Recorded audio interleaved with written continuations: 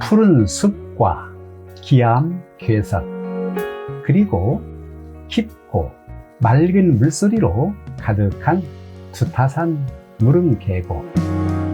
비 온 뒤 더욱 힘차게 흐르는 계곡물과 5월의 싱그러운 숲길을 따라 자연이 주는 위로를 전해드립니다. 여러분 안녕하십니까? 은노병입니다. 백서시대 힐링여행 61번째 이야기인데요.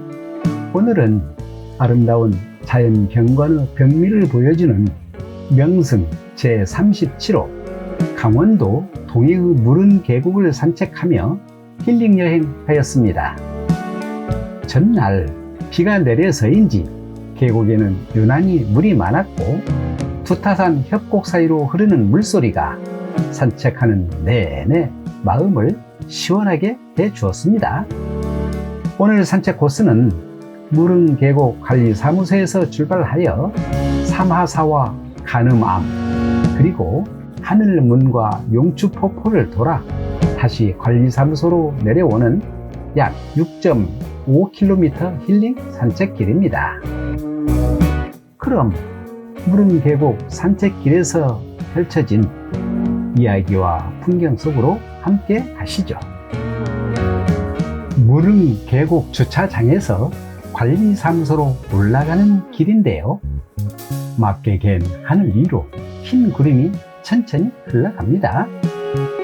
피를 머금은 5월의 숲은 더욱 짙은 초록빛으로 빛나고 있습니다. 관리사무소 앞에는 반달곰 조각상과 평창 동계올림픽 마스코트가 어서 오십시오 하고 인사를 하며 반갑게 맞이해 줍니다. 매표소에서 입장권을 구입하고 본격적으로 숲길로 들어가 봅니다. 신선교 위에 올라서니 계곡을 가득 메운 물소리가 시원하게 가슴속까지 울려 퍼집니다. 평탄한 숲길을 따라 조금 가면 금난정이 나오는데요. 정자 앞 계곡에 넓게 펼쳐진 바위를 무릉반석이라고 한답니다. 두타산 삼하사 일주문을 지나니 마더 촬영지로 알려진 반석교가 나타나고요. 반석교에서 바라본 무릉반석과 계곡은 오랜 세월 이곳을 지켜온 자연의 숨결처럼 느껴집니다. 깊은 계곡 속에 자리한 두타산 삼화사. 신라 선덕여왕 때 자작률사가 창건했다고 전해지는데요. 두타는 산스크리트어로 번뇌를 떨쳐내며 수행한다는 뜻이라고 합니다. 그래서인지 이 절은 오랜 세월 동안 수행자를 품어온 공간이라는 느낌이 듭니다. 천왕문을 지나 적광전 앞에는 부처님 오신 날을 앞두고 소원을 담은 형형색색 연등이 가득 걸려 있습니다. 9세기 후반에 만들어졌다는 보물제 1277호 3층 석탑은 사람들의 모든 소원을 품은 듯 합니다. 또한 적광전에는 신라 말기에 조성된 보물제 1292호 철조 나사불 좌상이 모셔져 있습니다. 삼성각 앞에서 내려다보는 삼하사의 풍경은 산이 저를 포근하게 감싸고 있는 듯하여 이곳만의 평온함을 만들어냅니다. 이제 간음암으로 갑니다. 바람에 흔들리는 습석으로 들어서자 더욱 시원하고 상쾌한 기운이 느껴집니다. 계단을 올라 완만한 돌길을 조금 걷다 보니 용추폭포와 간음암으로 가는 갈림길이 나타납니다.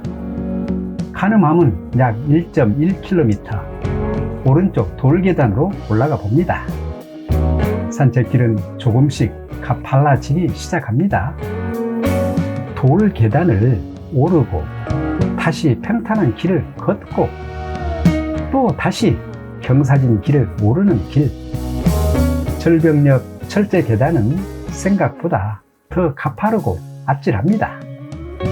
숨이 차오르지만 한 걸음 한 걸음 올라가 봅니다.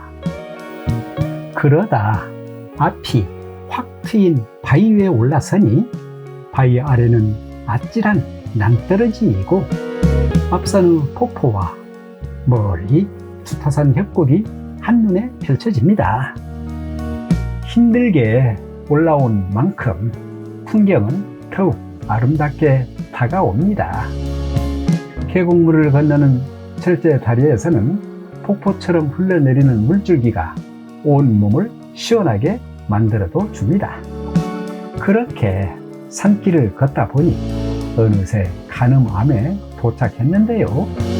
산 깊숙한 곳에 자리한 간음전은 한산하고 고요합니다. 이곳까지 올라오는 길은 힘들었지만 마음만은 한결 가벼워진 느낌입니다. 이제 험준하다는 하늘문으로 갑니다. 하늘문까지는 약 1km. 능선을 따라 이어지는 길을 조금 걷다 보니 신선바위가 나타나네요. 신선바위는 누군가 절벽 끝 바위에 앉아 투타산 협곡을 바라보며 풍경을 즐기는 모습처럼 보이네요. 바위에 설치된 밧줄을 잡고 조심스럽게 내려가야 하는 길. 하지만 그 험한 길 끝에서 만나는 투타산 협곡의 풍경은 장관입니다. 절벽을 타고 내려와 철제 다리를 건너 아담한 폭포도 만났고요. 거북바위를 지나 나무 계단을 따라 내려가 봅니다.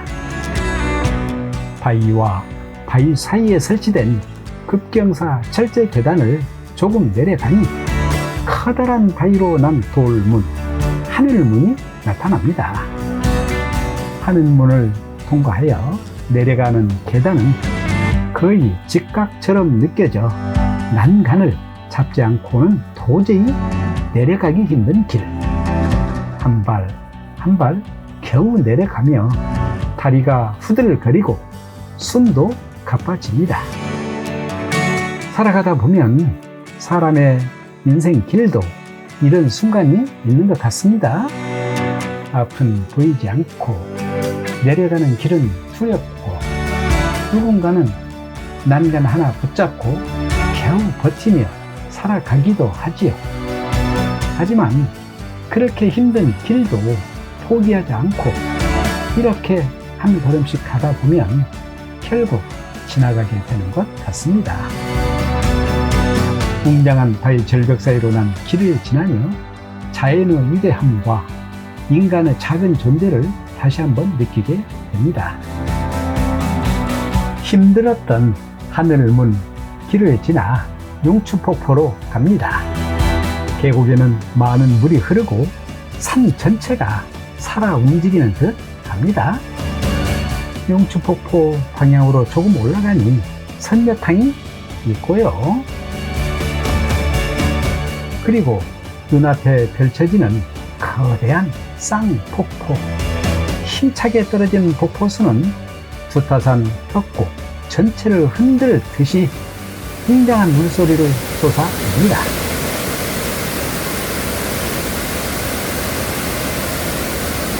거센 물줄기와 하얀 물보라는 보는 사람의 가슴까지 시원하게 열어줍니다. 무릉 계곡이 백미라고 불리는 이유를 비로소 알 것 같았습니다. 그리고 용추 폭포, 바위 틈 사이에서 솟구쳐 나오는 듯한 거대한 물줄기는 깊은 계곡을 울리며 떨어집니다. 간음암까지 오르며 쌓였던 피로와 하늘문에서 긴장감마저 모두 씻겨 내려가는 듯 합니다. 살아가다 보면 사람의 마음도 이렇게 시원한 폭포 하나쯤 필요한 것은 아닐까요? 이제 무릉 계곡을 따라 관리상소로 천천히 내려갑니다. 계곡물은 여전히 쉼없이 흐르고 숲은 오후 햇살 속에서 더욱 고요하게 느껴집니다. 군데군데 마련된 쉼터에서 잠시 숨을 고르기도 하고 계곡 물소리 따라 내려왔습니다. 학이 바위 위에 둥지를 들고 살았다는 학소대를 지나 다시 사마사 앞 계곡에서 잠시 쉬어갑니다. 무릉 반석 위로 흐르는 물소리를 들으며 오늘 걸어온 길을 조용히 되돌아보게 됩니다. 그렇게 반석교를 지나 다시 관리사무소로 돌아왔습니다. 이렇게 두타산 무릉 계곡 산책을 마쳤는데요. 오늘 걸었던 길들을 돌아보니 힘들었던 순간도 있었지만 그만큼 아름다운 풍경과 감동이 함께 했던 여행이었습니다. 산행에 자신이 없으신 분이나 노약자분들께서는 무릉 계곡 관리사무소에서 무릉 계곡을 따라 바로 용추폭포 방향으로 산책하시는 것도 좋은 방법이라 생각합니다. 특히 하늘을 문 코스는 풍경은 정말 아름답지만 생각보다 훨씬 험하고 가파른 길이었습니다. 백서시대 건강은 멀리 있는 것이 아니라 이렇게 자연 속을 천천히 걸으며 몸과 마음을 쉬게 하는 시간 속에 있는 것이 아닐까요? 오늘도 함께 걸어주셔서 감사합니다. 여러분의 하루에도 무릉 계곡의 맑은 물소리 같은 평온함이 함께 하시길 바랍니다. 지금까지 은노빙이었습니다. 다음 영상에서 다시 만나요. 안녕.